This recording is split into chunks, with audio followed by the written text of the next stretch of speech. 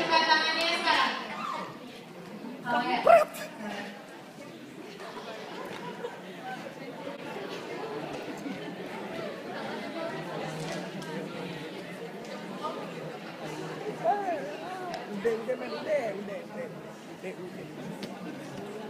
Saya masih mau bertanya. Tes, lagi. Saya punya dua pertanyaan. Yang pertama untuk saudara Mercy dan yang pertanyaan kedua untuk ketiga calon. Yang pertama adalah dari visi misi yang Mercy katakan untuk kaderisasi bertingkat yang terkoordinir dan Islam. Saya mau tahu contoh kegiatannya seperti apa. Kemudian, apakah program kaderisasi ini kaderisasi bertingkat ini applicable untuk Universitas Yasin? Seperti itu. Kemudian pertanyaan kedua untuk ketiga calon. Seorang pemimpin tentunya harus menjadi pendengar yang baik. Sudahkah kalian melakukan hal tersebut dan sejauh apa? Terima kasih. Sudahkah saya menjadi pendengar yang baik atau belum? Sebenarnya saya sendiri tidak bisa menilai dengan sudah cukupkah saya menjadi pendengar yang baik, tapi saya merasa saya cukup menjadi pendengar yang baik. Kenapa? Karena untuk saya memutuskan untuk maju sebagai calon ketua senat, saya selama 2 minggu mendengarkan semua pendapat orang-orang sekeliling saya, baik itu senat, non senat, UKM ataupun organisasi lain ataupun juga para senior-senior yang ada yang sudah menjadi alumni senat. Dan menurut saya itu sudah cukup membuktikan kalau saya tidak langsung ambil tindakan, tetapi mendengar terlebih dahulu bagaimana tanggapan orang itu terhadap tindakan saya selanjutnya. Terima kasih.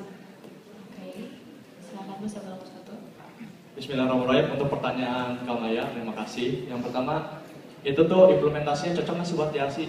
Karena ini ada selalu, kita itu muslim, Islam itu pasti cocok di semua bidang dan aspek. Itu yang pertama yang mau saya jawab. Yang kedua, kenapa adanya kaderisasi bertingkat? Ketika kita selesai PBL, setelah selesai IM, itu nggak ada pengarahan yang namanya kenapa kita harus ikut PBL, kenapa kita harus ikut IM.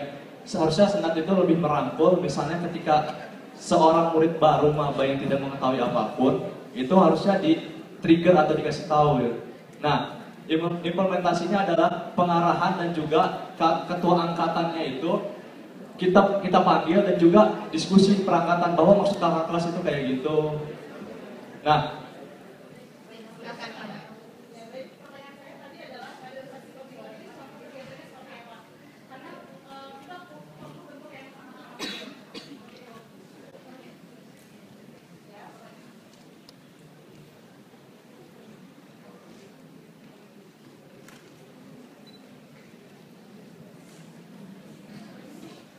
Oke, saya ulangi pertanyaan saya. Kaderisasi bertingkat ini contoh realnya seperti apa? Gitu. Karena kita butuh sesuatu yang real, seperti itu. Kemudian seandainya kaderisasi ini tidak berjalan, konsekuensinya apa? Seperti itu. Sudah jelas? Bismillahirrahmanirrahim. Boleh jawab? Moderator. Nah, contoh realnya yang sudah saya pikirkan adalah kita memanggil ketua angkatan dan sebelumnya kami ucapkan terima kasih untuk Dr. Opang dan Dr. Swasta.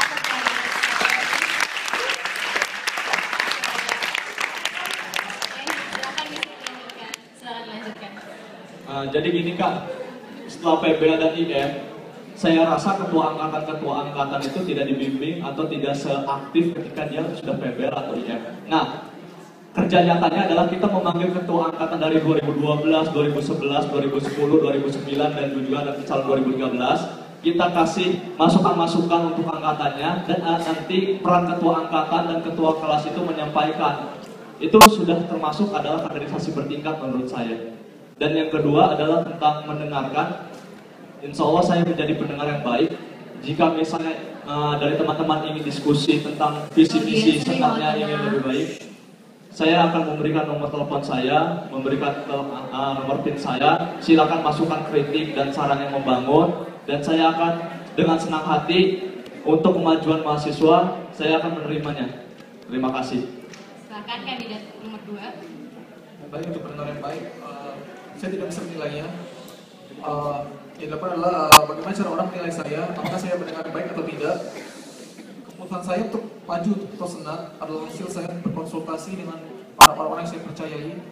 Keputusan saya untuk menentukan visi misi saya adalah dari mana saya berkonsultasi dengan orang-orang yang saya percaya itu. Terima kasih. Kak Maya udah jelas dengan jawabannya? Ada yang masih ingin tanya?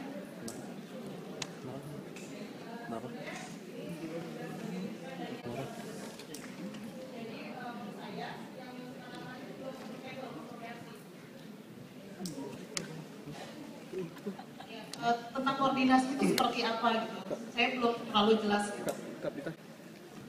Nah, Kak, bismillahirrahmanirrahim.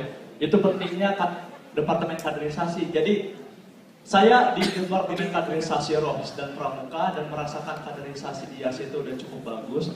Tapi comfortable-nya adalah komunikasi, di mana tidak dilepas angkatan bawah. Ketika mereka sudah IM atau udah PBL dan ingin melaksanakan community agent atau misalnya makrab, itu harus diberi masukan-masukan. Jangan hanya nanti kakak kelas merasa tidak puas tentang kaderisasi yang kita lakukan sebagai senat dan adik kelas menuntut bahwa kaderisasi yang kita lakukan tidak baik untuk mereka.